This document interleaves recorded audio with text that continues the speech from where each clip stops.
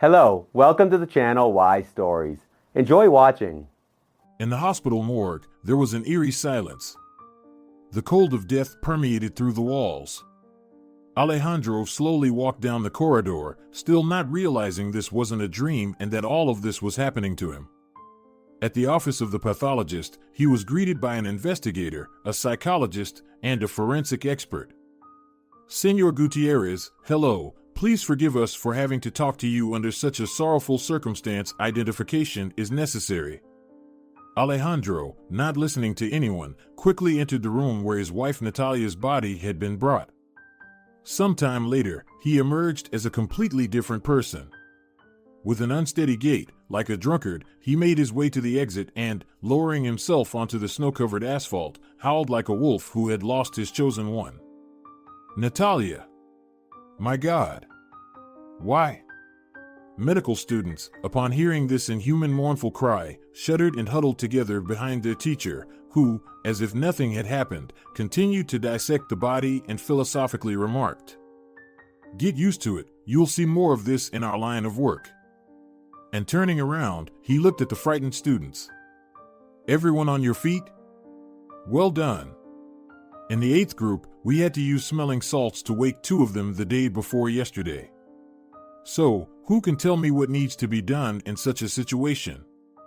A timid girl raised her hand, and although her eyes widened with horror, she quietly said, "Administer a sedative, place the patient under medical observation." "Acceptable," nodded the mentor, placing a separated liver in a special tray. "But what if the patient resists?" In such cases, if the patient's condition threatens their own life and the lives and health of others, compulsory hospitalization is necessary. "That's right, this girl is not bad, something could be made of her," the doctor said approvingly, addressing his trembling audience. "So, let's proceed with the examination of the internal organs of our patient." They dealt with Alejandro exactly as the diligent student had advised. After he had rushed from the hospital courtyard, waving a piece of rebar to find and kill the taxi driver responsible for his pregnant wife's death, medics, working in pairs, wrestled him to the ground and injected a powerful sedative. He woke up only the next day in the intensive care unit of the city's psychiatric clinic. "Well, how are you, my friend?" The attentive eyes, greatly magnified by powerful lenses, stared directly into his bloodied soul. Alejandro mumbled something incoherent. "Another 10 milliliters, and let the infusion continue until 3 p.m., let's say." Having given instructions to the nurse, the doctor left. This went on for several days: injections, IVs, the white ceiling of the hospital room, the blurry colored spot of the window. By the end of the treatment for the severe blow that shattered Alejandro's world and himself into numerous sharp fragments, only a deep, bleeding wound remained.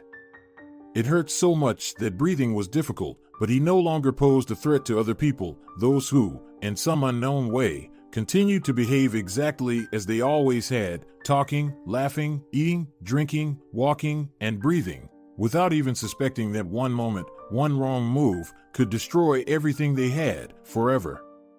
A few days later, Alejandro submitted a letter of resignation to his workplace. The director, who highly valued the experienced and efficient employee, expressed his condolences and told him that he was free to do as he pleased, but that this decision should be made with a clear head. He granted an unscheduled paid leave, even though Alejandro had taken his annual leave just 3 months ago, in August, when he had taken his pregnant wife to the seaside. When he thought back to their happy past, the wound that had not yet fully healed began to bleed so heavily that Alejandro rushed out of the house in a panic, anywhere to avoid seeing these walls where they had been happy not too long ago. He didn't turn to alcoholism because he hardly drank at all, only a little on holidays, but he practically didn't eat and had lost 15 kilograms in just under a month. His phone remained unplugged, lying in a drawer in the hallway cabinet with other unimportant items. Alejandro often wandered aimlessly through the streets. The world was shrouded in a haze of fine snow dust. From a distance, the houses, cars, and people seemed like barely distinguishable silhouettes drifting in the dense white haze. The pale, dim blanket that covered the sky did not let a single ray of sunshine through.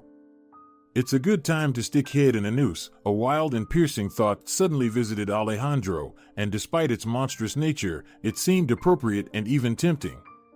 He immediately felt somewhat calmer as soon as he realized that if he wanted to, he could end all of this at any moment, send the ephemeral remains of his meaningless existence to hell, and enter another world, immerse himself in eternal rest, and meet his beloved Natalia and their unborn daughter there, beyond the invisible boundary.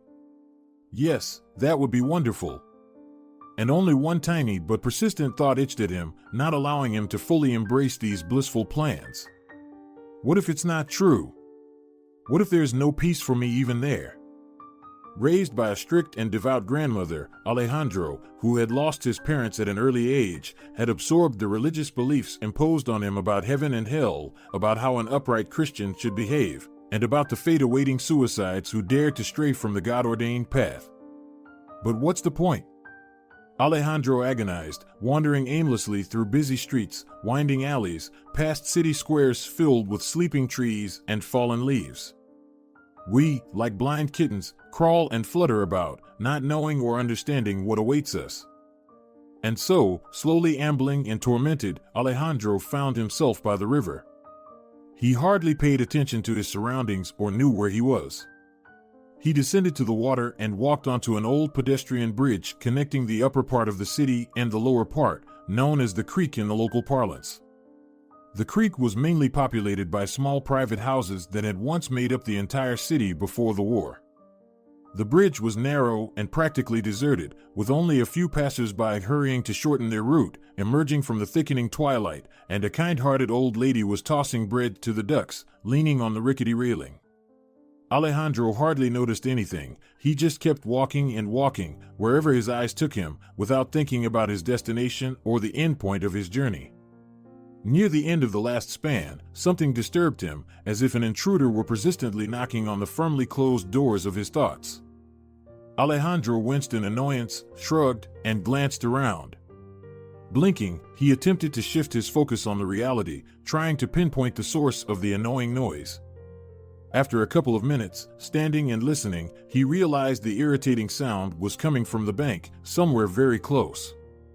He descended from the bridge to the water's edge and among the dry reeds, saw some movement, about a meter from the edge of the semi-rotted footbridges used by fishermen in the warmer months. The sound would stop and then start again, tormenting Alejandro's battered psyche. Approaching a bit more, he finally spotted the source, some small creature struggling in the icy water near the bank, attempting to climb onto solid ground.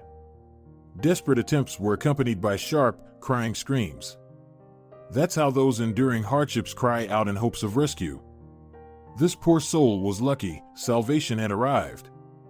Alejandro, with one foot in a high boot, stepped into the water, reached out, and pulled the wet whimpering puppy by the scruff. Having made it up the slope, he placed the pup on the snow-covered grass, still green, recently trimmed by city services, and examined it closely. The puppy was very small, barely over a month old, with its eyes barely open, glued shut from the cold and tears. Its fur, indistinctly dark in color, was matted with stiff icicles, and its thin tail trembled. Actually, its whole body quivered like an aspen leaf, crying desperately and trying to crawl somewhere, instinctively seeking warmth and dry shelter. Alejandro, after gazing at his unexpected find for a moment, awkwardly wiped it with his scarf, tucked it into his coat, and turned back towards home. However, on the way, he changed his mind and, taking a detour relative to the shortest route, found himself near a veterinary clinic, a familiar place from happier times when he and Natalia brought a little parrot here a few years ago, sick with some avian disease. The small reception area was nearly empty, with only one visitor sitting there with a cat carrier, waiting for their turn. She passed the time by looking at something on her smartphone, occasionally tapping invisible buttons. "Are you the last one?" Alejandro asked, even though it was obvious.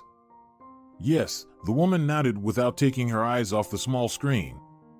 Soon, she was called, and Alejandro was left alone, or not quite alone. The foundling, who had whimpered for the first few minutes, had now warmed up and fallen asleep. Carefully opening his coat, the man noticed that the little one, pressed against his warm body, was peacefully snoring with the tip of its pink tongue poking out. "Come in." The door to the vet's office opened, letting out the woman with the cat. Alejandro, with the puppy tucked inside his coat, entered. "I found it in the water," he said to the vet as he carefully took out his living discovery. Let's see. Who do we have here?" The eyes are barely open. Hypothermia, dehydration, of course, but overall, the vet murmured as she examined the puppy, turning and feeling it. The puppy, protesting and not understanding why its warm and cozy place suddenly disappeared, whimpered while sitting on the lookout table. "So, look," said the doctor after the examination, "it's not all that bad. He's weakened and dehydrated, of course, but he hasn't reached a critical state yet. You need to give him these drops. I'll write you a prescription. Warm drinks, good food, rinse his eyes, and everything should get back to normal. You, little chunk," the doctor informed the puppy, clearing his eyes. The little one, finally getting the chance to see the world around him, tilted his head, looked at the people, and unexpectedly let out a high-pitched yip, with a funny growl at the end. The doctor and Alejandro smiled. A protector in the making, the doctor approved of the puppy. "What breed is he?" Alejandro asked, not expecting it himself. Why did he care about this puppy? Initially, when he came here, he intended to leave him at the clinic to be taken care of or placed in a shelter. But when he saw how trustingly this little one snuggled up to him, something stirred inside. "I'm not an expert, of course," the doctor said cautiously, "but judging by the size and body structure, it's possible he's a mixed breed of a large wolf-like dog, like a shepherd or husky, for example." "So, he'll grow quite big?" Alejandro clarified. "Yes, undoubtedly," the doctor replied, "and strong. Look at those thick paws, it's a sign of a sturdy build. By the way, what do you plan to do with him?" "I don't know," Alejandro admitted. "I didn't intend to get a dog, especially a big one. Then leave him here. We collaborate with a shelter, volunteers will pick him up. Perhaps, for now, I'll take him with me," Alejandro suddenly decided, "and we'll see from there." "Okay, then come for a checkup in a week or two. At this age, they grow very quickly, and we'll need to examine him again. And if there's an emergency clinic not far from here. Here's the address." The doctor handed him a business card. "Thank you." Alejandro put his little foundling back into his coat, and they left the clinic. Finally home, Alejandro first took the puppy to the bathroom, filled a basin with warm water, and thoroughly cleaned him with a sponge, wiping him dry with a towel. Once dry, the little one became plush, light gray with a darker stripe along his back, a dark face, ears, and pale spots above his eyebrows, on the tips of his paws, on his chest, and under his tail.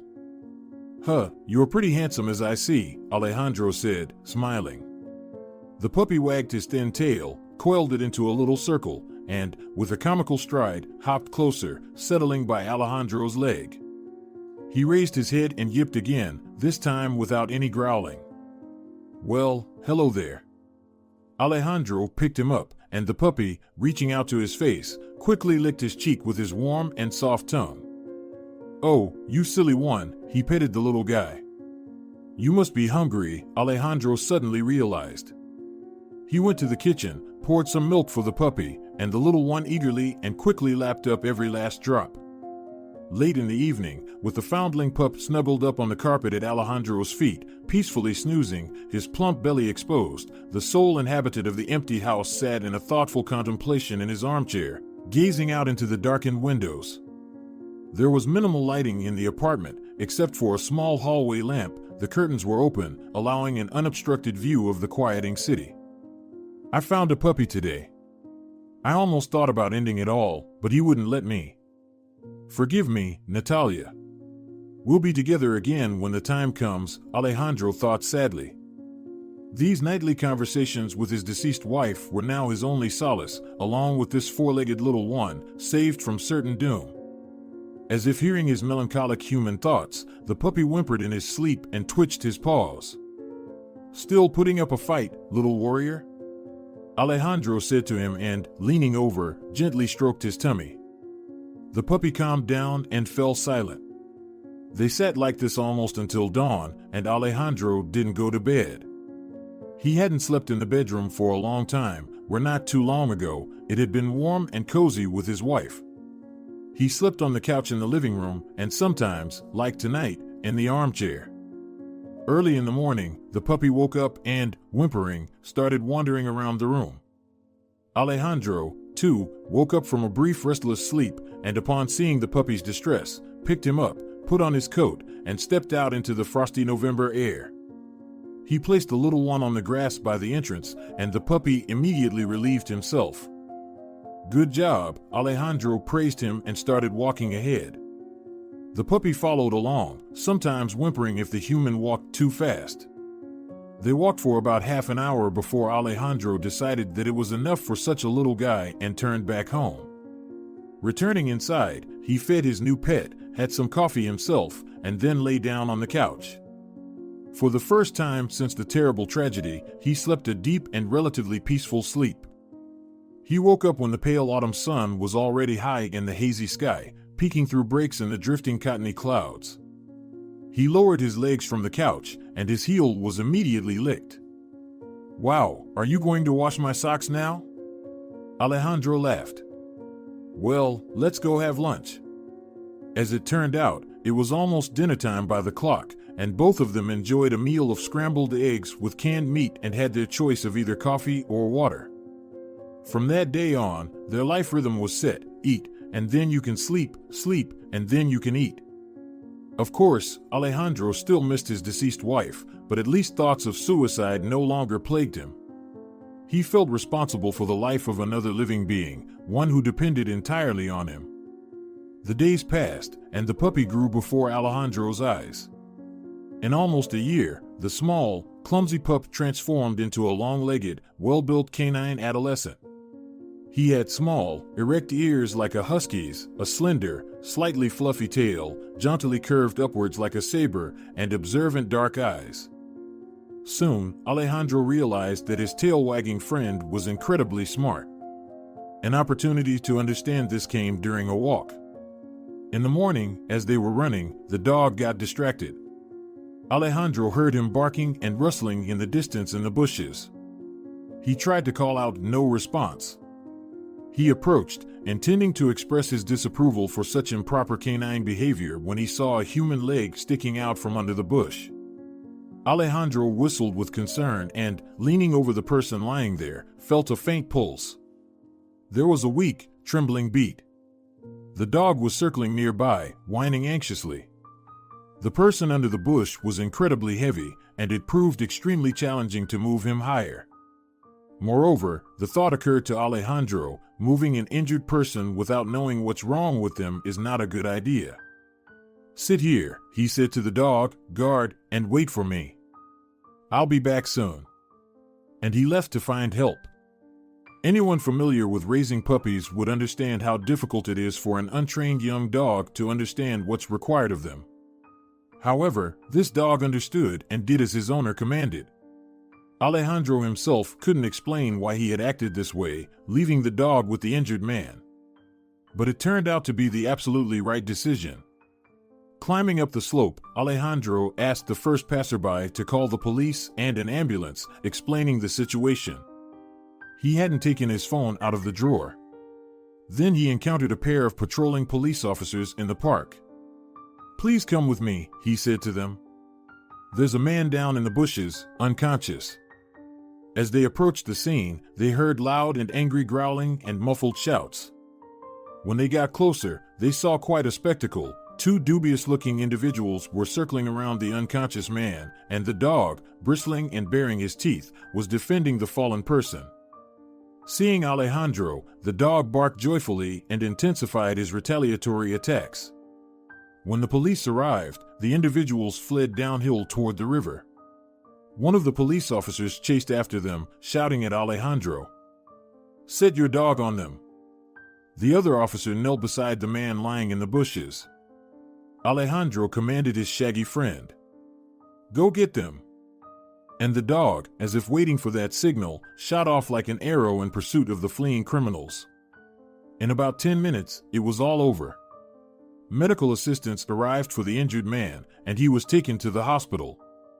Alejandro and his four-legged friend were invited to the police station to provide witness statements. "What a handsome boy! Well done!" exclaimed the law enforcement officers, praising the dog as his owner filled out the necessary paperwork. "He's really something. It's as if he's been professionally trained. You should consider joining the police force with him," one of them said. "I didn't specifically train him," Alejandro admitted a bit shyly. "He seems to understand everything on his own." "In that case, you've stumbled upon a real treasure. What is his name?" Alejandro felt even more embarrassed. "You know, I never planned to have a dog. I found him, small and helpless, in cold water, struggling to get on the bank. I haven't chosen his name yet." "My, oh my," the police officer exclaimed in even greater amazement. "But this won't do, we need to give him a name. He's a real fighter, you can tell right away." "You're right, the fighter," agreed Alejandro. "I knew it as soon as I found him.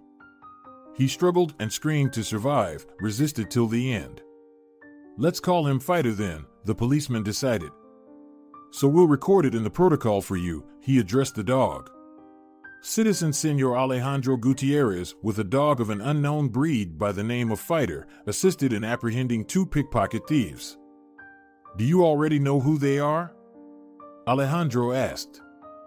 "Yes," the police officer nodded.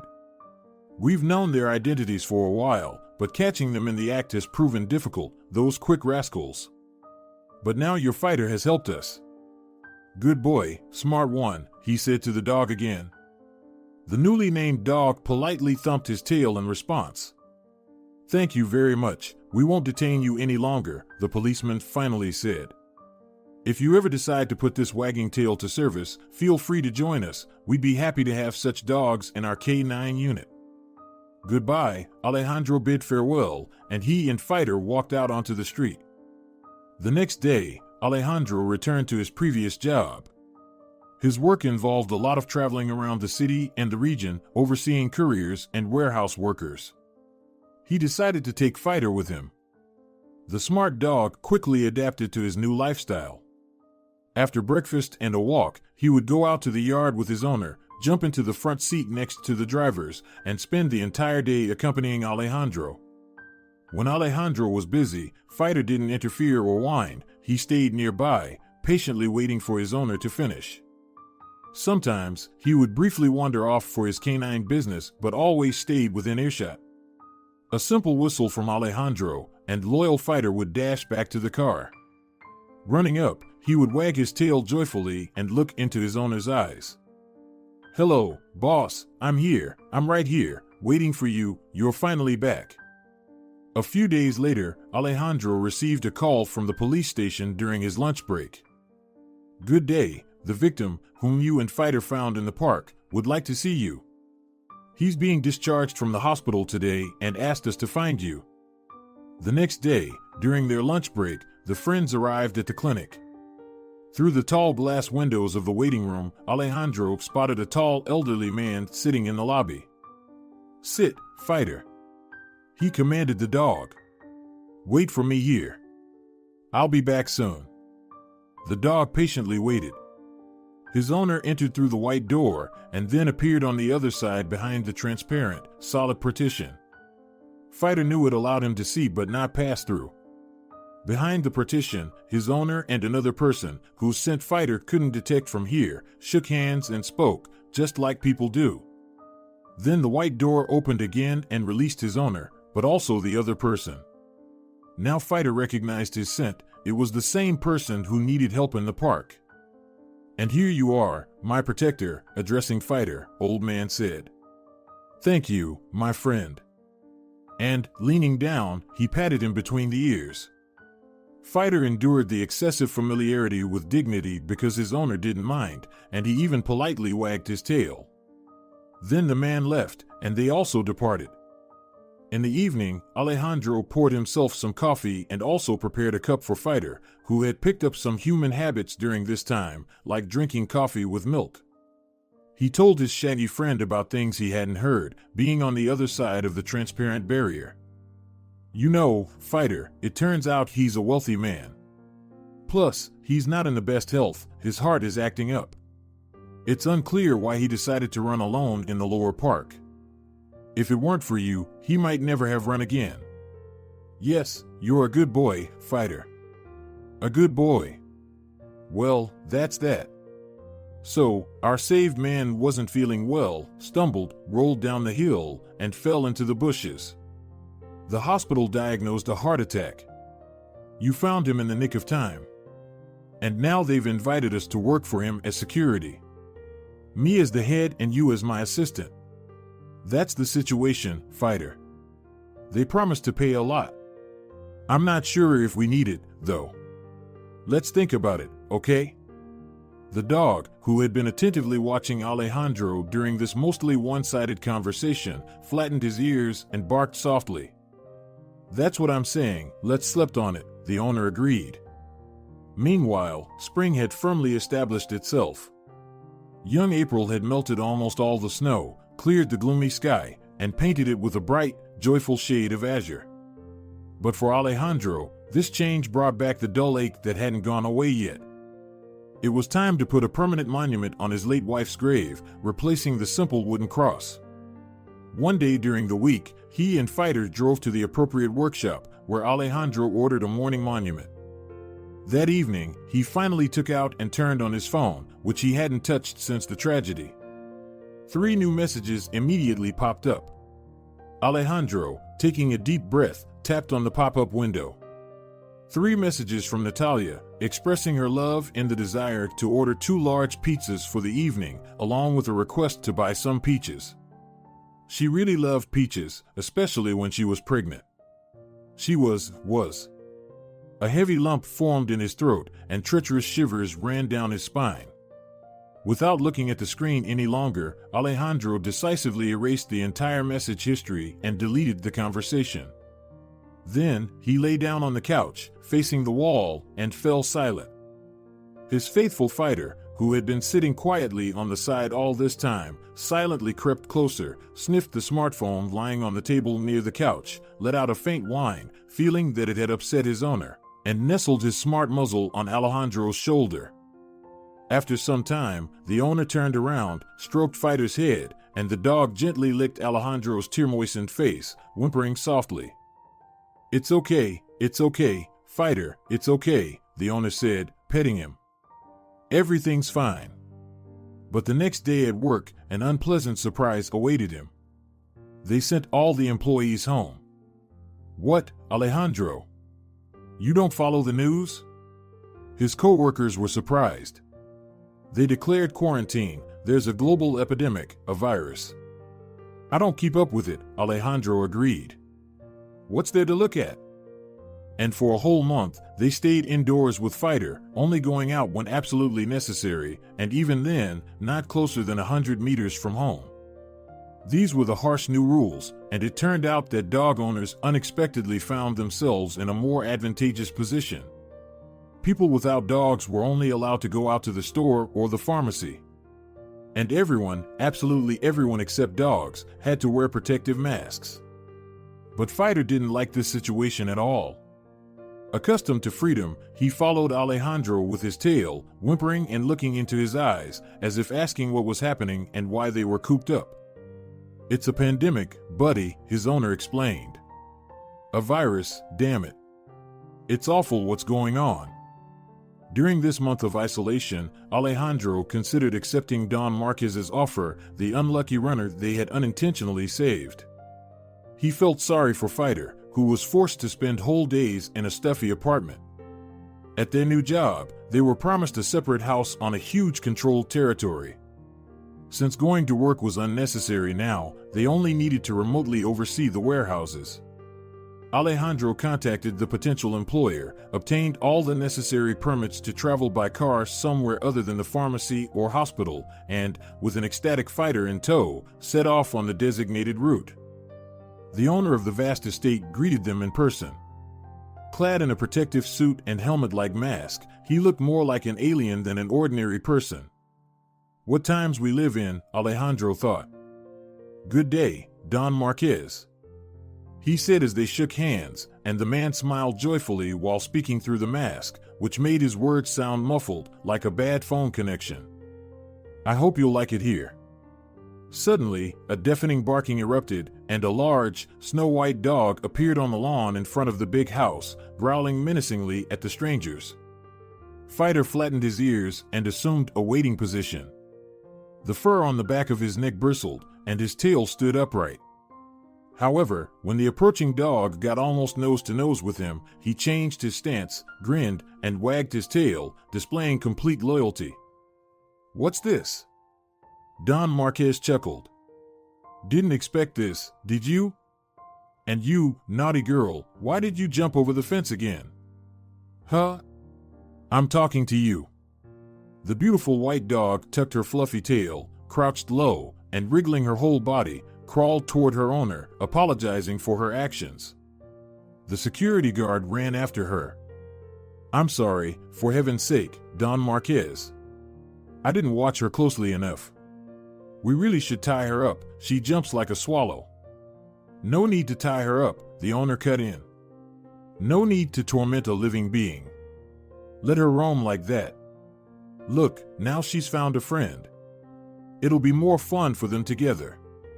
Come, my dear saviors, I'll show you everything." And he beckoned Alejandro and Fighter to follow him along the path that ran alongside the high fence. "Here we have greenhouses, and there's the conservatory. I mostly work there. And these are your apartments if you'd like. I'll leave you to explore, and then we can chat." The house they were offered to stay in was quite small, but it was more than enough for the friends. A small square hallway on one side, a door to a small combined bathroom on the other, a kitchen, and a living room of about 16 square meters. It was designed like a studio, with all the necessary amenities and beautiful finishes, including a wooden staircase leading upstairs. There was an attic with a bedroom and a shower. What more could they need? And most importantly, they could roam as much as they pleased. That was their job, to guard this designated territory. Fighter would excel in this role. Alejandro was completely confident in him, and he was prepared to do his part as well. "We agree," he said to Benjamin Marquez after half an hour, sitting at a low table in the glass greenhouse and watching Fighter and Belle, the name of the host's white dog, playing in the yard. "Excellent," Benjamin nodded. "I'm very pleased. My security will now be under your command. Unfortunately, my previous head of security, a longtime friend, recently passed away." Benjamin wiped away a tear and turned to watch the playing dogs. "And my Belle," he chuckled, looking back at Alejandro. "That's what I call her. My wife named her Isabella, meaning beauty. She's a purebred Swiss shepherd, but she's a terrible guard dog, all she's good at is barking." Benjamin smiled. "So, do we have a deal?" "Yes," Alejandro said. "But I prefer not to quit my current job just yet. Who knows what the future holds? This remote work doesn't take up much of my time." "Of course," Benjamin agreed. "That's quite reasonable. The most important thing is that you and Fighter are here, on site." Don Marquez had reason to be cautious. He was a well-known figure in scientific circles. Don Benjamin Marquez, a world-renowned biologist, was conducting research that could revolutionize the field. His country house, surrounded by a vast plot of land, had been targeted for robbery twice, and many suspected that the burglars were after his scientific findings. On the day they found him in the park, Alejandro and Fighter, he told the police that he was out for a run. That wasn't the truth. He was meeting a colleague who had offered to help him with a complex issue. But in the middle of their engaging conversation, he suddenly felt a sharp pain in his forearm, and he remembered nothing else. Later, in the clinic, he pieced it all together and realized that someone had tried to eliminate him by mimicking a heart attack. Fortunately, the dosage had been too small. Moreover, he was quickly found by those two, the man and the dog. He survived, and he had no intention of leaving his mansion now, especially since the circumstances made it necessary and desirable. Under the watchful protection of the brilliant, intelligent dog and his trained and highly resourceful owner, Benjamin felt secure. Furthermore, this man, Alejandro, was far from Benjamin's usual circle. A former trooper and now an expediter, he didn't raise any suspicions. Reliable people had thoroughly and comprehensively vetted him. Soon the friends moved to a new place of work and residence with all the necessary belongings. 2 bags and a small suitcase, that's all the packing. Alejandro unpacked the things, settled in a bit, and got acquainted with the 4 guards who were now under his command. They didn't permanently reside on the premises, they switched shifts every 2 days. They were all good guys who knew their job. But Fighter was happy with the change of scenery, like a little puppy. First of all, he walked around and sniffed the entire vast and secure territory. The estate covered a full 2 hectares of wooded land, and the owners had left most of it untouched. The forest trees were still standing, and the berries and mushrooms hadn't gone anywhere. Such a magnificent property had been allocated to Benjamin a long time ago, in recognition of his services to the country and as a site for necessary research. Alejandro wasn't explained the nature of his scientific research, and he didn't particularly need to know. Their job was to protect it, and they did it diligently. 2 of the guards mainly stood watch at the gates and in the utility part of the estate. Alejandro, on the other hand, with Fighter, made several rounds around the entire extensive territory several times a day and, returning to the starting point, checked how things were at the main post. The first round was very early, just as the sun was rising. The last one was well past midnight. Alejandro didn't find such a schedule burdensome at all. He always slept little and very lightly. If necessary, he could take a short nap during the day, and that would suffice. Fighter, like all guard dogs, was ready to work round the clock, resting in between shifts, which suited him just fine. As for their food, they didn't have to worry about it. Everyone was fed centrally. The owners had a personal chef and kitchen staff who prepared meals for everyone, including the other staff. You could have breakfast, lunch, and dinner in a small communal dining room on the ground floor of the utility building connected to the main house by a covered gallery. Alternatively, you could take your food to go. Alejandro often chose the latter option. "He misses me," he explained to his colleagues. "He's gotten used to it. Should I really drag his bowl here?" And that was the absolute truth. The loyal dog never touched his food until his boss appeared. The dogs were fed in the yard under a large canopy. While waiting for his owner, Fighter sat next to his full bowl, his gaze fixed on the door, patiently waiting. Belle, on the other hand, often finished her portion quickly and checked whether her new companion was being served better. Fighter, a true gentleman, didn't object if the lady wanted to confirm something and only silently watched as his legitimate meal disappeared into Belle's charming jaws. "All right, my night," Alejandro laughed as he stepped out into the yard. "Let's go, I've got something special for you." So they lived a peaceful and free life, isolated from the outside world. One morning, while patrolling the territory, Fighter once again proved that he didn't eat his rations in vain. In the lush young grass, dewdrops glistened like diamonds, early rising birds sang, and the wonderful scent of pine mixed with the cool breath of the morning earth. When the friends went on their first daily patrol, the fence around the land was not solid but made of wire mesh stretched between stone pillars. The owners liked it that way, and, as Don Marquez put it, he didn't want to live as if in prison. At one point, Fighter lagged behind a bit, sniffing something under a large spreading oak tree, and Alejandro, walking slowly along the path along the fence, suddenly saw a homeless-looking fellow who had settled down to do his business near the fence. Before he could say a word, Fighter, who had darted like a gray lightning bolt, jumped over the fence and, landing right next to the man, without a word, grabbed him from behind and pulled his sagging pants down even further with a growl. The tipsy man, hardly having time to realize and notice what had happened, literally jumped out of his pants in fear and, as naked as he was, rushed away into the forest, screaming in terror. Fighter, immediately jumping back, proudly laid at his owner's feet his military trophy. Alejandro bent in half with laughter, and the smart dog, who could keenly sense human emotions, even felt a little offended. What? Won't they praise me for honest service? The boss just laughs at me. He sat down next to the homeless man's pants and, squinting in a contemptuous grimace, turned his snout away from the owner. That's when Alejandro, controlling himself, said seriously to him, trying not to laugh out loud. Well done, fighter, but you need to take those pants back. Honestly, take them and carry. And all the way back, the dog proudly marched with the pants in his mouth, and the comrades in arms laughed for a long time, hearing from Alejandro this humorous story, and praised Fighter, one after another. Oh, you gray little wolf, don't mess with someone like that, guys, y'all hear? Don Marquez also laughed when he learned about the morning incident and used Fighter as an example to Belle. This is a smart dog who knows who's good or bad, and you, fool, bark at everyone and wag your fluffy tail at everyone. And the lovely Belle just smiled at her owner, showing all her dazzling pearl-white teeth. In this way, without noticing it themselves, the friends spent most of the spring, summer, and almost all of autumn in their new place. November had come again, the month in which Natalia's life tragically ended.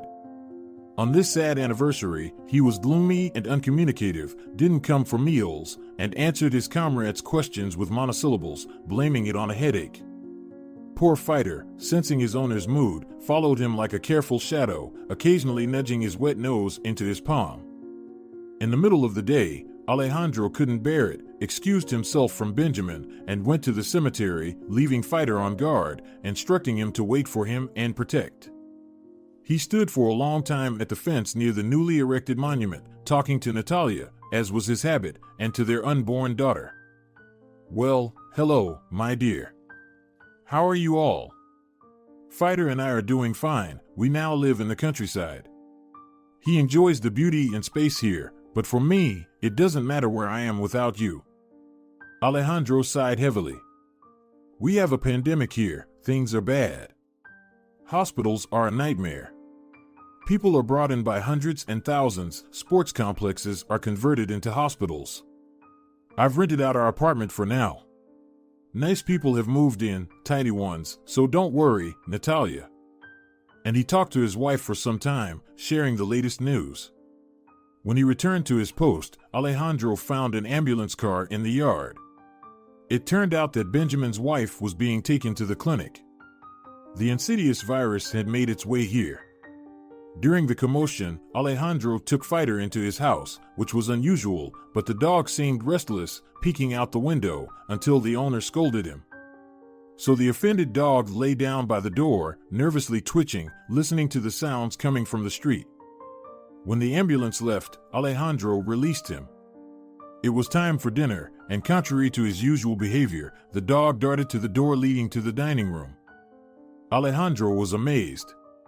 He entered to pick up his food as usual, and Fighter, nearly knocking him over, slipped between his legs and rushed with a growl towards the glass door inside the room, leading further into the gallery. It was then that Alejandro realized something was amiss and decided to let the dog show him what was wrong. He opened the door for Fighter and followed him. The dog, pleased that he was understood, lowered his nose to the floor and went with a subdued growl, sniffing along the gallery. He's picked up a scent, Alejandro guessed. Following the dog, he opened the necessary doors, walked through corridors and rooms, climbed stairs, and finally arrived at a large, massive wooden door with a small window at the top. The door was located on the top floor of the mansion. Alejandro had never been here before, and as he followed Fighter, he didn't encounter a single soul. The dog, reaching this point, sat at the threshold, raised his hackles, and continued growling, not stopping. Alejandro touched the door handle. It was locked, but something was definitely wrong, and he had no doubt about it. Stay here, he ordered his shaggy friend. Guard it, I'll be back soon. He didn't need to explain twice. Fighter had no intention of leaving this place. Alejandro went down to the floor below and saw a woman in work clothes walking down the corridor. Excuse me, Please, he called out to her. Ask my guys downstairs to come up and find the key to the door with a window on the top floor. I don't have a phone, and I can't leave a dog alone for long, Alejandro explained to her. It's the owner's office, the cleaner was surprised. No one is allowed in there, and the key is only with him. It doesn't matter, Alejandro insisted, just call the security guards.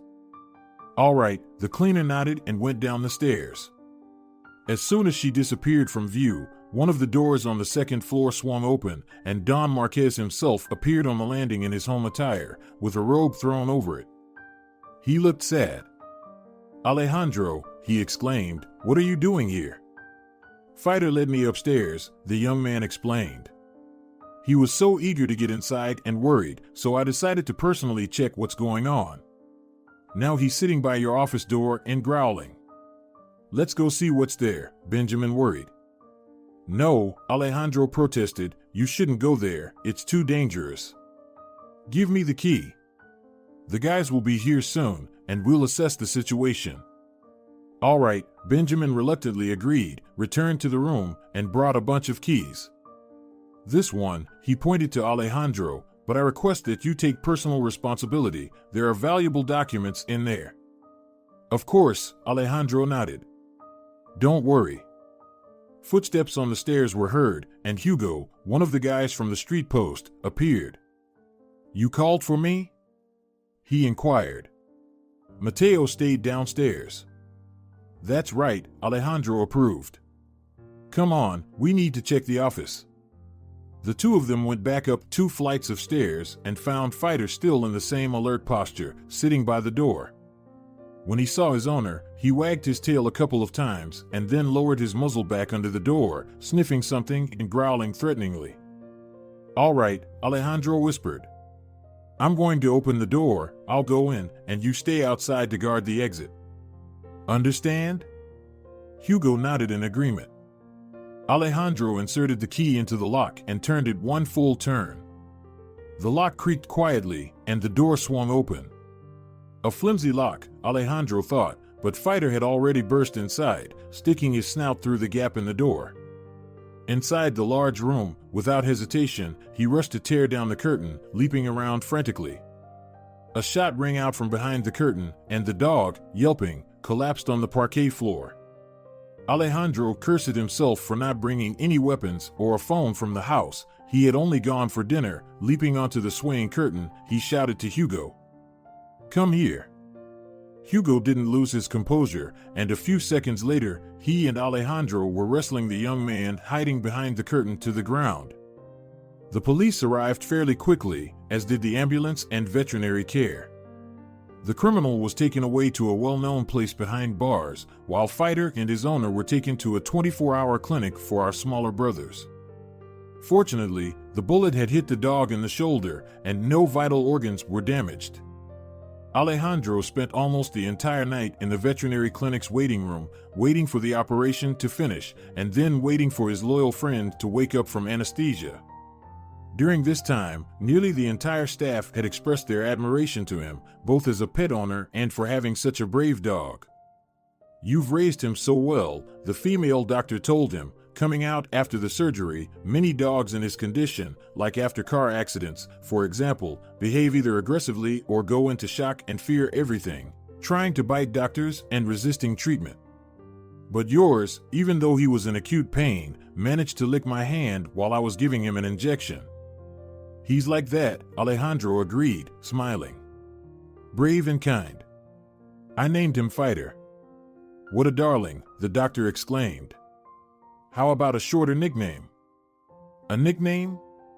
Alejandro pondered. I don't really use nicknames with him, to be honest. I know, the doctor suddenly said, raising her eyebrows. He's Fighter, so you can call him Fitch. It sounds snappier and shorter. I often call him that with the guys, Alejandro told her. He knows that too. And now go home, the doctor told him. It's time for you to rest too. What about you? Alejandro suddenly asked. Aren't you leaving? I'm on around-the-clock shift, the woman laughed. I have work to do, I'll leave in the morning. Then I'll leave in the morning too, but together with my friend, Alejandro declared, settling into a chair in the waiting room. If you don't mind, I'll take a nap here. Oh no, the doctor protested. We have a special waiting area for owners, just for such cases. Come with me, I'll show you. There are coffee machines and a water cooler there. Then I invite you for coffee, Alejandro smiled, giving her a slight bow, for saving my boy. Oh, there was nothing too serious for him, except for a lot of blood loss, the woman said, embarrassed. It was actually quite lucky, he didn't even hit any ligaments. In a couple of weeks, he'll be as good as new. Let's celebrate it with a cup of coffee, then, Alejandro smiled. Not everyone is so lucky, he suddenly turned melancholy. The woman looked at him attentively but said nothing. They reached a small room with a low sofa, 2 armchairs, a coffee table, a coffee machine, a water cooler, and a TV on the wall. They made themselves 2 cups of coffee, with Alejandro pouring and bringing them. He offered his companion to sit on the sofa and relax. Here you go. And he placed a cup of hot drink in front of her. Thank you, you're very kind, she thanked him. I'm really grateful to you, Alejandro admitted, taking a sip from his cup. Besides Fighter, I have no one else. They fell silent, enjoying the quiet and the hot coffee. Suddenly, Alejandro snapped his fingers and hit his forehead with his palm. My goodness, I didn't even ask your name. I'm sorry, it's probably the stress. I was really worried about my friend. Irene, the woman said. Irene Delgado for patients, or rather, for their owners, she laughed at her mistake, and for friends, just Irene. Thank you once again, Irene Delga, Alejandro sincerely said, then corrected himself with a smile. I mean, just Irene. I hope we'll have the chance to properly thank you in the future, me and Fitch. Oh, you've already named him Fitch, that's progress. But I must be going now, take some rest. After she left, Alejandro, sitting in the chair, took a short nap, then woke up, checked the time, and realized there was just about half an hour left until 8 in the morning. That meant he could soon pick up Fighter and go home. He went out into the corridor, then walked around the clinic, feeling hungry. He got into his car and drove to the nearest fast food joint that was open early. After eating, he also bought 2 large pizzas for the veterinary staff. Returning to the clinic, he left them at the reception desk, received their thanks, and then went to pick up his furry friend. Irene was no longer there, and another doctor, a young guy who looked more like a student, gave him Fighter's documents, discharge summary, and a list of recommendations. Now, go straight down the corridor to the inpatient area. There's a door on the right with a sign. That's where you'll find your Fighter in the first room. Fighter, seeing his owner, wagged his tail joyfully and smiled. Hello, I missed you so much. Alejandro approached him and kissed his shiny black nose. You're my hero, he told him. A good, very good dog, my dear Fitch. At home in the estate, a solemn reception awaited the 4-legged hero. The owner, Don Marquez, greeted him as a dear guest. The most delicious meaty treats were prepared especially for Fighter, along with vitamins and medicines, all to help him recover faster. If it weren't for you and your owner, my life's work would have been in vain, Benjamin said. Now I'm forever in your debt. It wasn't me at all, Alejandro said, feeling a bit embarrassed. It was all Fitch. Fitch? Benjamin raised his eyebrows at the new name for the dog. Yes, Alejandro nodded affirmatively. We decided that he deserves a cute nickname. Oh! Benjamin exclaimed, clapping his hands. He deserves everything he desires. But Fitch didn't desire anything more than to be with his beloved owner, to take walks together, guard the property, swim in the river in the summer, and frolic in the snow in the winter. Wasn't this the ultimate dream for any loyal dog, to have the person who meant the world to them always by their side? The hero dog recovered quickly. Within a few days, he stopped limping on 3 legs and confidently put weight on the injured one. A few weeks later, he was running around as if he had never been injured. The wound left by the criminal's bullet quickly healed, covered by a new coat of fur that made it almost invisible.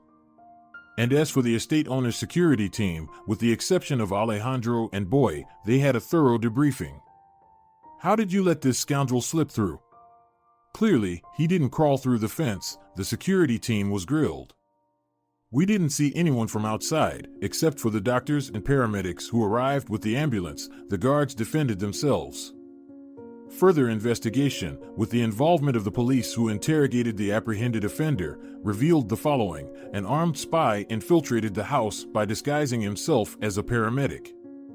It turned out that he had been lurking nearby, observing the house and its daily routines, calculating how to breach the carefully guarded perimeter. Upon seeing an ambulance approach, he saw his chance, quickly made the necessary call, and his accomplices promptly delivered the required uniform. In the paramedic's attire and a mask, he slipped through the open gate in the chaos without arousing suspicion from the security or the residents. Undoubtedly, he would have achieved his goal if not for Fighter's keen nose and his owner's intuition. Irene, the veterinarian who treated Fighter during the middle of her shift, didn't expect to witness the following spectacle: a cunning canine face poked through the open office door, holding a bouquet of several chrysanthemums and roses in its teeth. Then, the four-legged benefactor squeezed through the door himself and, approaching her, carefully placed the flowers at her feet. "Fitch, my dear, where did you come from?" Irene exclaimed, surprised and delighted. "What a charming bouquet. You're a true gentleman." The dog, sitting on his hind legs, raised his front ones and performed an endearing bunny hop. "Oh, you're such a good boy," the doctor admired him. "What a sweetheart." "We came to thank you," Alejandro told her, entering the room after Boy and smiling. "Thank you very much. And this is for you too." He handed her a large box of chocolates. "You really shouldn't have," Irene blushed. "And that's not all," Alejandro said. "Boy and I would like to invite you to dinner at the dog-friendly restaurant if you don't mind." "Oh, how lovely. Can you bring dogs there?" Irene asked. "Yes, well-behaved dogs," Alejandro clarified. "I'm sure Fitch is very well-behaved," she replied. "He practically raised himself," Alejandro admitted. "I found him almost 2 years ago, pulled him out of icy water near the pedestrian bridge in the old town." "I know that place. There's a Belgian Malinois kennel nearby," Irene said thoughtfully. "I've been there a few times for calls." "What kind of dogs are Malinois?" Alejandro asked, not being particularly well-versed in dog breeds. "They are Belgian Shepherds, one of the varieties of their national breed. These dogs, quite popular nowadays, are known for their agility, intelligence, and trainability." "Fitch loves to jump," Alejandro smiled. "He can leap pretty high." It immediately struck me that he resembles a Belgian Malinois mix and possibly another large shepherd breed, Irene pondered. It's possible that 2 dogs of different breeds accidentally mated, and the kennel owner decided to get rid of the unwanted puppies. "That seems likely," Alejandro agreed. "But it's too cruel. After all, I didn't rescue him as a helpless kitten from the water. He was already about a month old. Regardless, he's now alive and well, and that's what matters," Irene smiled. They chatted a bit more, had another cup of coffee in the break room, and Fitch received a tasty sugar cookie.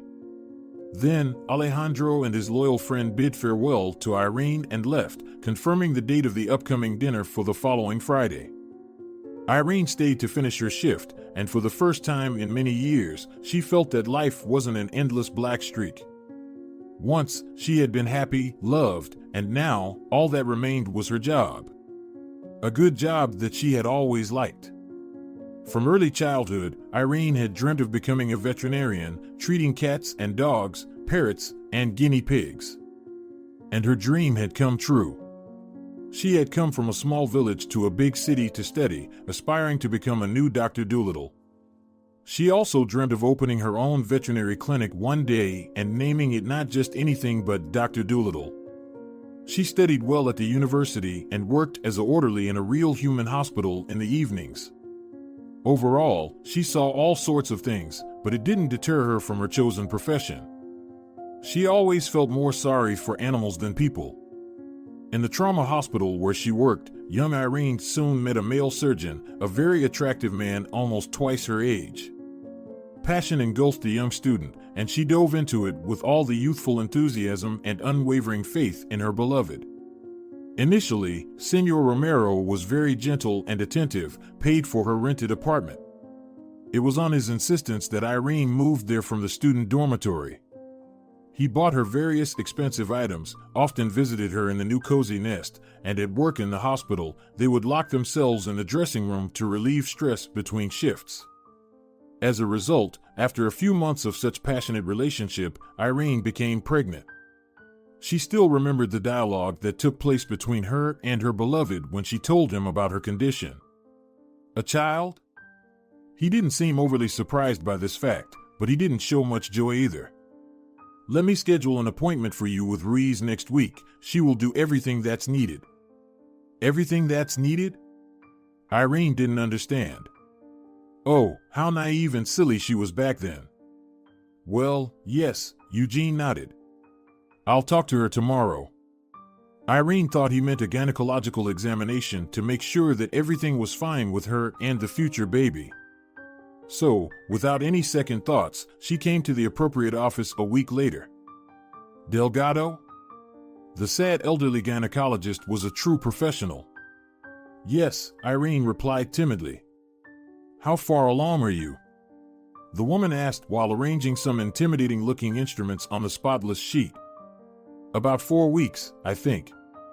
About? Do you keep a calendar? I don't have time, Irene blushed. I'm still studying. Everyone's a student, the gynecologist rudely told her. It's not for my good, be more careful in the future. Now, come on, get on the table. Do you want anesthesia or not? What do you mean? Irene still didn't understand what was happening. Oh, dear, the gynecologist rolled her eyes, without anesthesia, just like that. Anesthesia costs money too, but your admirer will pay for it, so it doesn't matter. Climb up. Why do I need anesthesia at all? Is it necessary for the examination? Did you come here for an examination? The gynecologist was amazed. Then, my dear, you got the wrong door. The women's consultation is downstairs. What's here, then? Feeling nauseous, Irene asked, barely able to breathe. This is pathology, the doctor snapped, and here, I deal with young fools like you. You mean, something began to dawn on Irene. Yeah. So, are we going to keep playing this game of misunderstanding, or will we finally get to it? No, you know, Irene mumbled, retreating to the door, you got it all wrong. Ah, I see. I usually understand everything correctly, but it seems you didn't quite get it when you decided to lie down under your bed guy. Well, Irene stammered, not finishing her sentence, and quickly left the room, slamming the door behind her. In the evening, she and Eugenio had a heated argument, most of which she didn't remember because of the stress. She only understood that she would be the giving birth to and raising the child alone. So, at just under 20, she became a single mother. Of course, it was very hard for her, terribly hard, studies, work, a newborn baby. She switched to correspondence courses at the university, got a part-time job at a clinic, and had to send her daughter to a private daycare when she was 3 months old. She remembered those days as a continuous sleepless marathon, night feedings, getting up every 2 to 3 hours to attend to the baby, waking up at 6 a.m., dressing, stroller, baby formula, daycare, work at the clinic until 3 p.m., picking up the baby from daycare, doing something at home, feeding, taking care of the baby, starting another part-time shift at 8 p.m., leaving the child alone at home in a diaper in a closed crib with tall bars, feeding at 12. She doesn't even remember how she fell asleep. She endured this for 6 months, and then the prepaid rent ended, and the parting gift from the handsome surgeon was eviction. She couldn't stay in a student dormitory with a child. Irene had to take an academic leave and go back to her parents' home. There, of course, there was a storm of indignation, but gradually, everything calmed down. Her mother, who unexpectedly became a grandmother, grew attached to her granddaughter, and her father also thawed. Leaving little Victoria with her parents, Irene returned to university. She worked again, but this time in a different clinic, studied, passed exams, and visited her daughter and parents a couple of times a year during vacations. On her final year, she met a good, decent man, a widower with a little son. They met in the hospital. Where else? She didn't have much free time, not even enough to go for a walk on the street. They didn't really have proper dates. There was no time for that. Still, they saw each other occasionally. But these brief meetings were enough for them to realize that they loved each other. Isidro, that was her new man's name, proposed to her after just a few weeks, and Irene agreed. They didn't arrange a lavish wedding. There was no need for it. They had a simple ceremony without guests and festivities. They started living in Isidro's apartment. He earned well. He was an architect and had his own small but steadily growing construction and design firm. Irene took her daughter back, and they lived a few happy years as one big, harmonious family: dad, mom, and 2 children, his son and her daughter. They planned to raise both of them as their own. Isidro intended to adopt Victoria, and she was going to adopt little Luciano. However, they postponed the paperwork until more peaceful times. Irene was finishing her university studies, and there was too much to do at home. They were building a large country house. But one day, Isidro went on a business trip for his company and didn't return home the next day or even after a week. Irene started searching for him. She alerted all the authorities, but Isidro disappeared without a trace.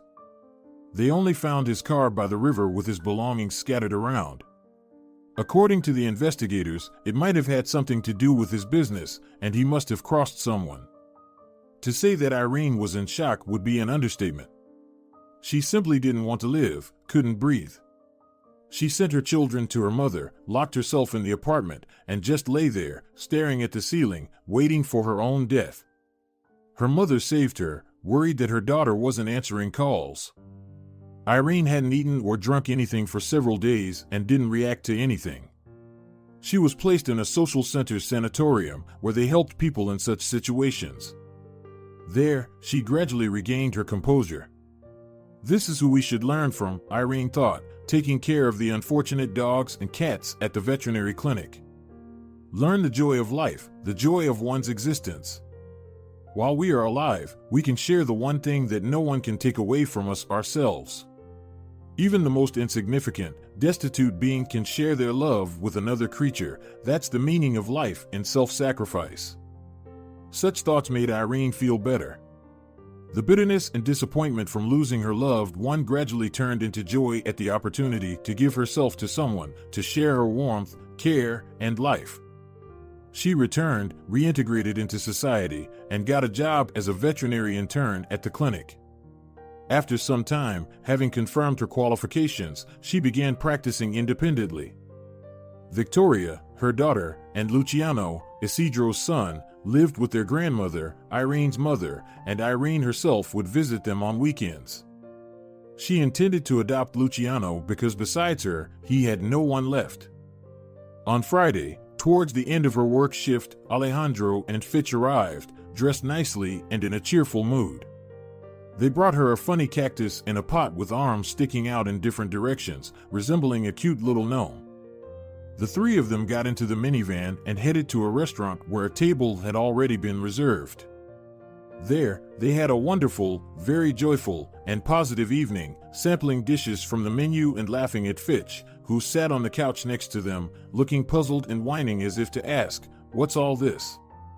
I know I'm not supposed to eat from plates." With his head comically turning from side to side, he looked at his owner with confusion. After a few minutes, Alejandro, feeling sorry for his friend, placed Fitch's treat on the floor, and the dog calmly enjoyed various delicacies. Then, with permission from the people, he went to introduce himself to anyone who was ready. He sniffed a little poodle, who was celebrating his older human brother's birthday, glanced at 2 Siamese cats sitting in a large glass cage, pretending that everything around them didn't concern them in the slightest. and listened in bewilderment to the mocking remarks of a large gray parrot, a local veteran, who informed Fitch that Zazu, the parrot, shouldn't be touched, and Zazu was in charge here. This was a bit too much for the sensitive dog, so he decided it was best to return to his owner. Comfortably nestled under the table, Fitch rested his snout on Alejandro's leg and let out a satisfied sigh. They returned home closer to nightfall because after dinner, they took a walk along the riverbank. Alejandro remembered that it was around this time that he had found little Fitch, struggling with the last of his puppy strength in the icy water. Together with Irene, they reached that same spot, stood there for a while at the last span of the old bridge, looked at the water, already covered with thin ice. Winter had arrived early that year, and then they started their way back. From that day on, they began to see each other more frequently, going for walks together. Alejandro and Irene went to the movies, art exhibitions, and occasionally out for dinner.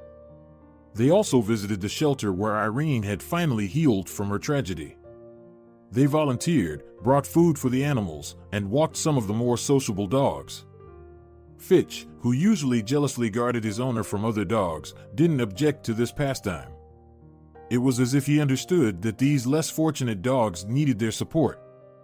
Gradually, Irene and Alejandro became very close. They shared their own sad life stories with each other. Alejandro helped Irene a lot, especially since she didn't have her own car, and a couple of times, they even went together to the city cemetery to visit the graves of their loved ones.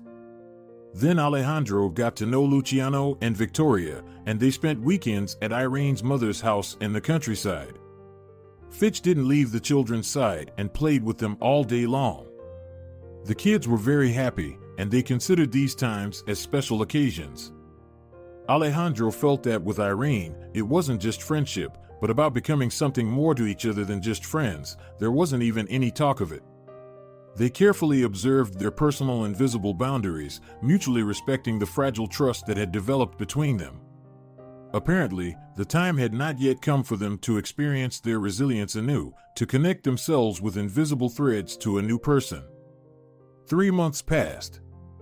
Everything seemed fine both at work and in their personal lives, but one day, Alejandro felt like he was getting sick. His head hurt, his whole body ached, his eyes felt heavy as if filled with lead, and breathing was very difficult. By evening, his arsenal of home remedies was exhausted, and his temperature had risen significantly. His subordinates became worried and informed Don Marquez about their boss's condition. They called a doctor, who, informed of the patient's symptoms, brought an express test for the new cunning virus. The result turned out to be positive, and the oxygen content in the blood was also insufficient. The patient needed to be hospitalized urgently. Half an hour later, an ambulance was already taking the patient to the city's infectious diseases hospital. Don Marquez made a couple of phone calls, and Alejandro was placed in a separate improved ward on the first floor of the department, next to the round-the-clock duty station. Of course, they brought all the best medicines and necessary drugs. However, the next day, the patient's condition worsened. His blood oxygen levels dropped even lower, the test results were discouraging, and the doctor's prognosis was also not favorable. Alejandro was connected to an ALV, and even in a semi-conscious state, he did not forget to call Irene and warn her that their planned meeting was postponed. She became worried, called the hospital, inquired about the patient's condition from the doctors, and then came to talk to the attending physician. However, she was not allowed into the ward. The risk of infection was too great. Faithful dog Fitch had not been himself since the day his owner was taken away in a big car with sirens. He refused to work, did not patrol the territory as usual, did not play with Belle, and hardly ate anything. He lay near their house with his owner on the porch, resting his head on his paws and waiting. At night, the security guards let him inside, but they didn't lock the door. Early in the morning, Fitch went out, pressing the door handle with his paw, quickly completed his daily routine, and then lay down on the porch again. Sometimes he approached the gates, stood on his hind legs, pushed his snout between the fence bars, whimpering loudly, sniffing the air, and looking in the direction where Alejandro had been taken. Poor thing, he's upset, people pitied him. It's all right, it's all right. Your owner will get better soon and come back." But Alejandro was not getting better, despite all the efforts of the doctors. With each passing day, he felt worse. Most of the time, he slept under the influence of medications, or he was in a confused semi-conscious state, not knowing what year or day it was today.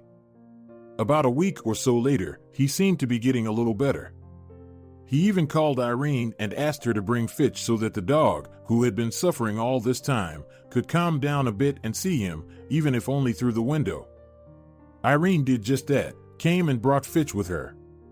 Don Marquez called the chief physician and explained the situation, asking them to let them inside the hospital courtyard. Fitch, finding himself on the unpleasant side of the fence, where, as he unmistakably felt, his precious owner was, pulled on the leash to the max and dragged Irene straight to the window of Alejandro's ward. Rising on his hind legs and pressing his wet black nose against the glass, he examined the interior, where on a white bed, entwined with colorful ropes, lay his dear friend half reclined. Irene made a phone call, and Alejandro, with his weak hand free from the tubing system, waved to Boy through the window. The dog saw his owner's lips move, calling his name. He couldn't make out the words, but having long learned to guess what the owner was saying by his lips, facial expressions, and gestures, he understood that Alejandro had called him a good boy and ordered him to wait.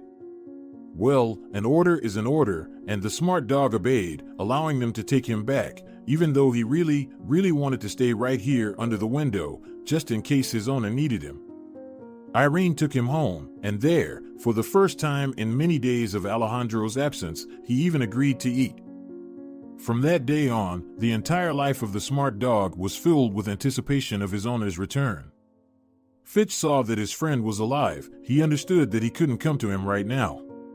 But he ordered him to wait, so Fitch knew how to wait, and now he was doing just that, waiting. He even started patrolling the territory several times a day, as he always did with his owner. But a few days later, in the dead of night, he felt so melancholic, so heavy-hearted, that he raised his smart muzzle to the heavens and saw a big glowing ball up there. For some reason, this yellow ball evoked such a poignant feeling of pity for himself that Fitch, unable to bear it, howled plaintively. At that very hour, Alejandro's condition deteriorated sharply. On the monitor screen in his ward, some symbols flashed, uneven lines with a blinking, descended, something piercingly howled, and a red light on the console indicated trouble. A bunch of people in white and blue robes rushed in, urgently brought in a large apparatus with thick wires, and, applying the large metal sensors to Alejandro's chest several times, sent a strong electric current through him. Then they inserted a tube into his throat, and he was left lying there, motionless, unaware of where he was or who he was. Don Marquez, good morning, sorry for calling so early. Yes, I'm calling about your employee, Gutierrez. Last night, his condition worsened, he was resuscitated, and now it's stabilized, but the chances are slim if we're being honest. Unconscious, yes, in an induced coma, the so-called cytokine storm. Of course, we will keep you informed. He doesn't have any close relatives, as far as I understand. Yes, of course. All the best, the doctor sighed and hung up. Early in the morning, after taking a walk to Alejandro's house, the guards did not find Fitch there. He went on patrol, one of them chuckled and winked at his partner. Of course, work is work, agreed that and playfully poked a comrade in the side, saying, don't you relax either. Happy with each other, they went back to the gates, reasoning that the dog, who had been circling the perimeter, would come for food himself. However, he didn't appear for breakfast or lunch. In the evening, the worried guards went to the guardhouse again but couldn't find the dog. The next morning, he still hadn't appeared, and they had to tell the owner about everything. However, he wasn't surprised or upset, he only scolded his security for the untimely report. Meanwhile, loyal Fitch had spent the last 2 days not just anywhere but in his beloved owner's hospital room, under the bed. Here's what happened. After howling at the indifferent moon to his heart's content, the dog felt that it wasn't enough to vent all the pain and anxiety growing inside him. So, without much thought, he soared over the fence like a furry arrow and dashed straight into the city, heading in the direction where he now knew his owner was. Even though Alejandro and Irene had taken the bus to the hospital, Boyd determined his own route unerringly. In an hour and a half, with rapid wolf-like strides covering many kilometers, skillfully navigating the right turns of the country roads, and dealing with the chaotic urban traffic, he was already near the clinic. He couldn't slip through the main entrance. Guards shooed him away twice. Somehow, Fitch understood that it was better if his sneak remained a secret. After surveying the fenced territory from all sides, he found a weak spot beneath a high concrete fence. Jumping over it would hardly go unnoticed, and everywhere he looked, there were menacing glass eyes watching him from above, occasionally blinking with alarming red light. Later, it was precisely from the cameras that they managed to determine how the dog, in a matter of minutes, dug a narrow gap under the fence, entered the territory, made several leaps to reach the desired window, and momentarily stopped in front of the glass barrier. He stood on his hind legs, examining what was happening inside, then shook his head and flattened his ears, resolutely rushing straight at this always incomprehensible obstacle that bewildered animals, and with a clang and a crash, broke the glass, thus entering the room. Of course, he cut himself on the shards. Blood was found on the floor, scattered among the broken glass. People rushed in response to the noise and sirens, shouting, pacing back and forth, slamming doors, and making calls to various authorities. They covered the broken window with temporary film and repeatedly checked the life support device readings of the patient. Fitch sat quietly under the bed all this time. When they finally understood what was happening and tried to pull him out from there, he growled menacingly and snapped a brush in half, which some foolish person had put under the owner's bed. Finally, the head, apparently their leader, arrived. When he appeared, all the others fell silent and stopped running and shouting. "What do we have here?" he asked, scanning the room with his serious, attentive eyes. "A dog, Senor Pena," his subordinates reported, broke the window, jumped inside, and is sitting under the bed. The doctor dismissively waved away the message as if it were unimportant and unsurprising, just a stray dog breaking a window and getting into the intensive care unit. "I'm asking about this." He pointed his finger at the thin zigzag line displayed on the monitor at the head of the patient's bed, where disproportionately high, icicle-shaped peaks appeared. "This?" Other staff members gathered around the monitor. "It looks like brain activity." "So, you mean that for the first time in several days, when our patient is in critical condition, brain activity is recorded? And you guys are here dealing with catching a dog sitting under the bed?" The head clarified, and his voice took on metallic notes, not promising anything good for the employees. One of them began, but Senor Pena didn't let him finish. "Go get the emergency resuscitation kit," he shouted menacingly. Everyone, except the duty nurse, was swept away as if by the wind. "It's him," she pointed under the bed, smiling softly. "He did it." Then there was noise again, doors slamming, heavy electrodes were taken out, and they once again started applying them to Alejandro's bare chest. He himself was in a beautiful and very calm place. Here, there was no noise except for the gentle rustling of trees and birdsong. There were no irritating, demanding voices, no cries, moans, car horns, or the beeping of instruments and endless sirens. There was no bright, sharp light blinding the eyes or the alarming, blinking red lights either. Warm and even yellow light spread from somewhere to the side and above, giving peace and hope. He stood between the tree trunks on soft moss with bare feet, and his feet sank into it up to his ankles, like in a fluffy carpet. It was very pleasant. After standing like this for a while with his head thrown back, feeling the warm yellow light caressing his tired eyes, he seemed to wake up, looked around with refreshed eyes, and walked forward, towards the meadow visible between the trees. Emerging onto the boundless expanse, he was truly on a summer flowering meadow, and a few seconds later, a bicycle appeared on the winding dirt path, with his wife and their little daughter riding on it. "Natalia!" He shouted with all his might and ran towards her. In response, they waved to him and cheerfully shouted something. He was getting closer, closer. Just a bit closer. "No, Alex," Natalia sighed regretfully, "you can't come to us yet. It's too soon, remember that." I remember, of course, I remember, Alejandro replied sadly, lowering his gaze. Is Fitch with you now? Natalia said with a smile. He's such a good boy, isn't he? Yes, he is. He's my friend. But how do you know him? He appeared after.